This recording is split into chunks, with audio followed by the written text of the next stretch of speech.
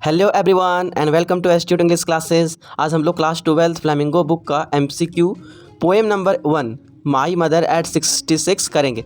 पहले इस पोर्शन से क्वेश्चन नहीं आते थे, बट खास करके जैक में क्वेश्चन आने लगे हैं। ठीक है, तो चलिए हम लोग इसको करते हैं।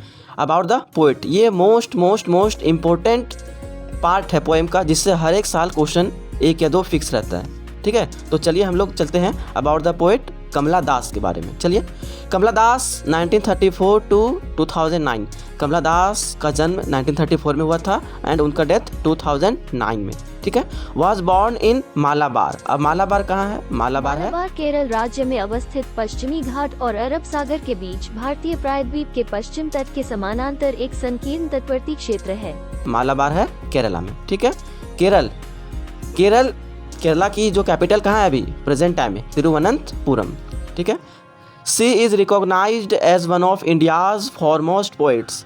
रिकॉग्नाइज का मतलब होता है उन्हें याद किया जाता है, एज वन ऑफ इंडियाज़, पूरे भारत के, पूरे हिंदुस्तान के प्रसिद्ध कवित्रियों में से एक, जो पोइटेस हैं, जो पोइट हैं, उनमें से उन्हें याद किया जाता है, इतनी फेमस थी वो। ठीक है, चलिए आगे चलते हैं। Her works are known for their originality, versatility and indigenous flavour of soil.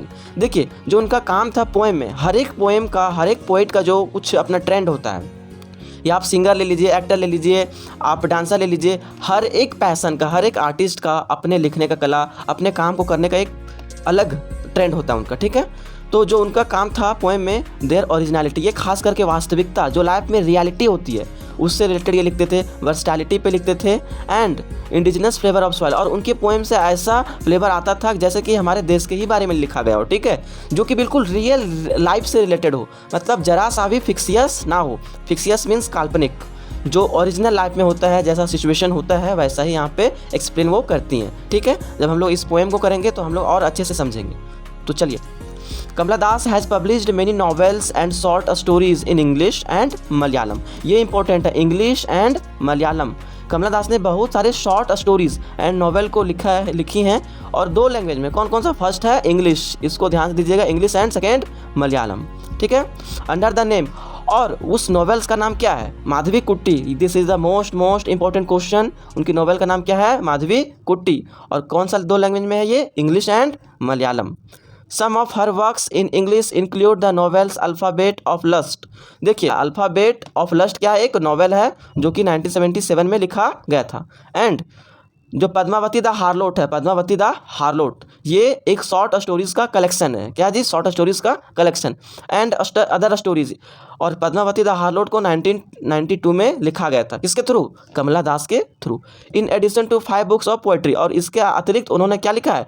5 books. कितने बुक्स? 5 बुक्स। किस पे? पोएट्री पे। ठीक है, सी इज़ सेंसिटिव राइटर। देखिए, सेंसिटिव का मतलब होता है जो बिल्कुल प्रैक्टिकलिस्टिक हो, रियलिस्टिक हो, मीन्स उनमें सेंस हो, एक फीलिंग्स हो। उनके पोएम को पढ़ने से ऐसा पता चलता है कि उनमें कुछ फीलिंग्स है, रियलिटी है, रियल बेस्ड है।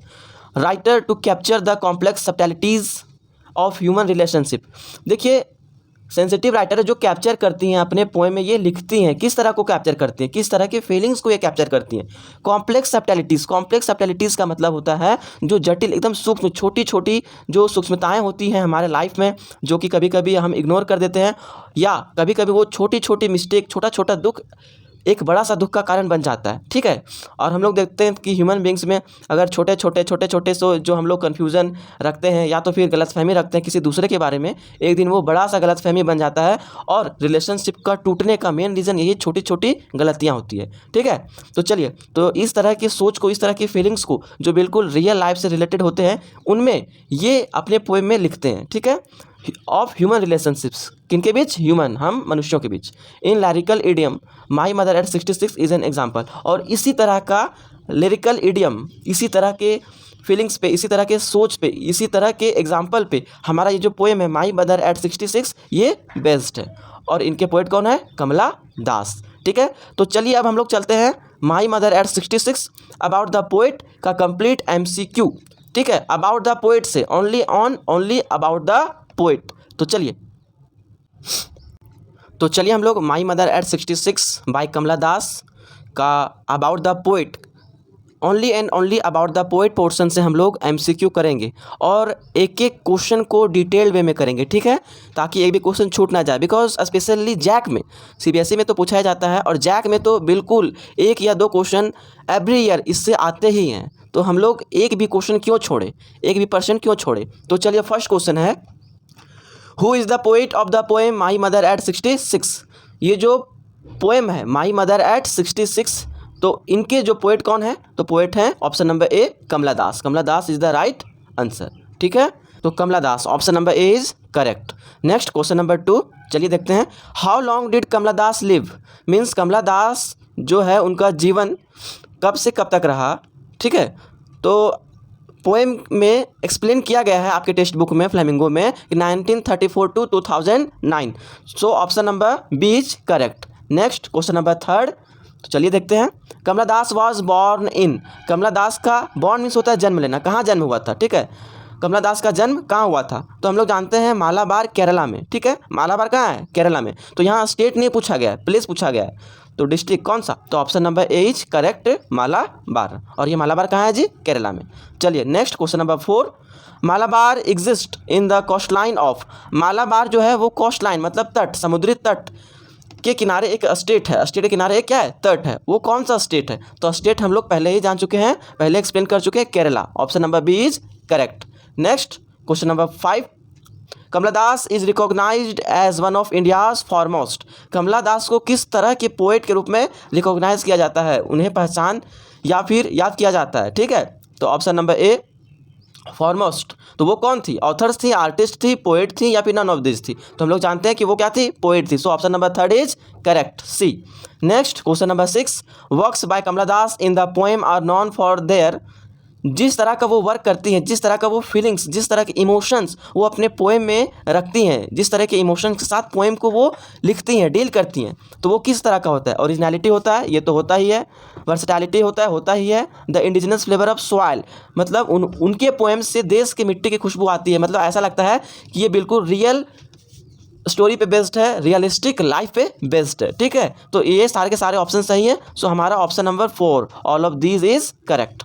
Next question number 7, Kamala Das has published many novels and short stories in languages, जैसा कि हमने एक्सप्लेन किया कि उन्होंने 2 लैंग्वेजेस में जो नॉवेल्स एंड शॉर्ट स्टोरीज को पब्लिश किया था, स्पेशली 2 लैंग्वेज का यहाँ पे एक्सप्लेनेशन है about the poet flamingo book, English and Malayalam. So option number 3 is correct, option number C is बिल्कुल करेक्ट है, ठीक है, English and Malayalam. Next question number 8, Kamala Das has published many novels and short stories under the name, यहाँ पे नाम पूछा गया, नाम, ना कि आपका लैंग्वेज, ठीक है। तो लैंग्वेज तो है इंग्लिश एंड मलयालम, बट ये जो नॉवेल्स है उनका, वो उस नॉवेल्स का नाम क्या है, तो अंडर द नेम, नेम क्या था, Madhavi Kutty. So option number A is correct, ध्यान दीजिएगा आप लोग, ठीक है। Next question number 9, alphabet of lust, alphabet of lust ये क्या है, एक नॉवेल है, ठीक है, is a written by Kamala Das, is a, ये क्या है, तो एक नॉवेल है, अबाउट द पोएट में एक्सप्लेनेशन है, जैसा कि मैंने ऊपर एक्सप्लेन किया।